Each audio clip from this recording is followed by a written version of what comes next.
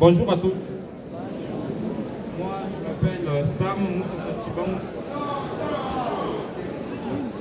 Je m'appelle Sam Moussa Chibangu de la 4e électronique, donc la nouvelle appellation. Je suis devant vous pour vous présenter les montages que nous avons eu à faire pour la fin de l'année. Pour le premier montage, je vous présente un coffre-fort électronique. Le coffre-fort, c'est pratiquement une armoire métallique qui nous permet de garder de l'argent ou des objets précieux. Le coffre-fort est pratiquement caractérisé par la façon dont il est déverrouillé. Pour mon coffre-fort, j'ai mis d'abord le clavier. Le clavier, ça, tout le monde le sait. Beaucoup de coffres-forts ont des claviers. Pour le deuxième mode de déverrouillage, j'ai mis une empreinte digitale. Parce que l'empreinte digitale, c'est un moyen vraiment optimal pour la sécurité d'un coffre-fort. Donc, on va commencer par le clavier. Si vous remarquez bien, il y a un écran ici où c'est inscrit « Entrez le code ». Je commence par mettre le code. Le code, c'est 2705 pour déverrouiller le coffre-fort. 2, 7, 0, 5. Et voilà, il y a une lumière bleue pour montrer que le coffre-fort est ouvert. Le coffre-fort. Et ainsi, on peut récupérer ce qui était dans le coffre-fort. C'est fait à partir de la programmation avec la carte Arduino. J'ai programmé pour que ça puisse s'ouvrir ainsi. Si par exemple, je mets un mauvais mot de passe, par exemple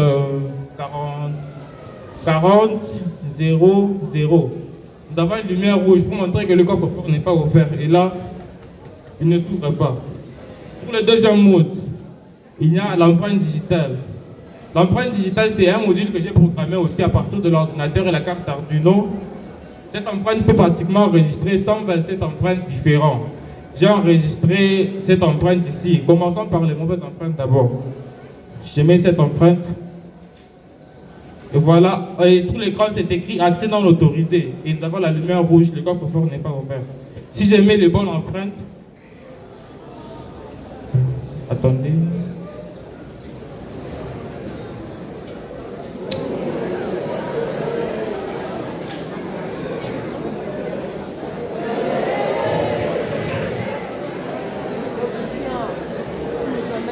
Position.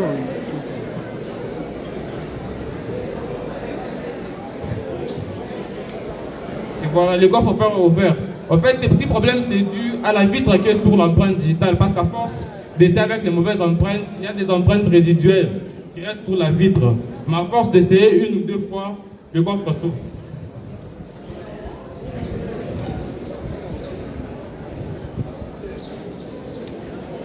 C'est dû aussi à la poussière qui est sur l'empreinte digitale. Mais on va répéter le cycle pour que vous puissiez bien voir comment ça s'ouvre.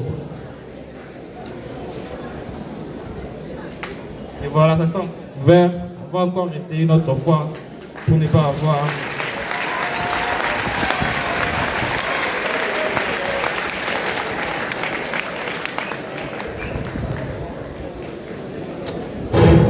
C'est dû à la poussière. Mais sinon, vous avez vu que le coffre-fort fonctionne avec le clavier et l'empreinte digitale.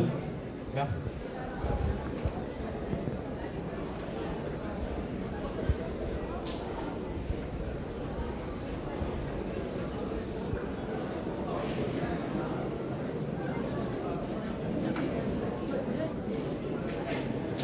Pour le deuxième montage, c'est un bras robotique. Un bras robotique manuel et automatique. Pour le bras robotique, on va commencer par la démonstration où le bras robotique est manuel. Comment est-ce qu'on le contrôle quand il est manuel? Nous avons ces petits joysticks, autrement comme on l'appelle pouvoir l'analogue, qu'on a eu à programmer aussi pour faire certains mouvements.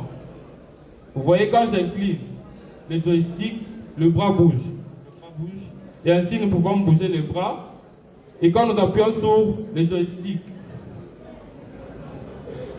le bras s'ouvre. Et ainsi, on peut récupérer des objets pour le déplacer et mettre dans ses bacs.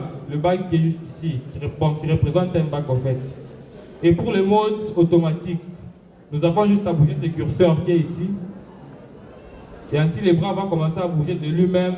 Nous avons déjà enregistré un mouvement. Les bras récupèrent. Ensuite, ils tournent, ils pivotent pour déposer le colis qui est juste ici, qui représente le bac en fait. Gros, c'est un peu ça.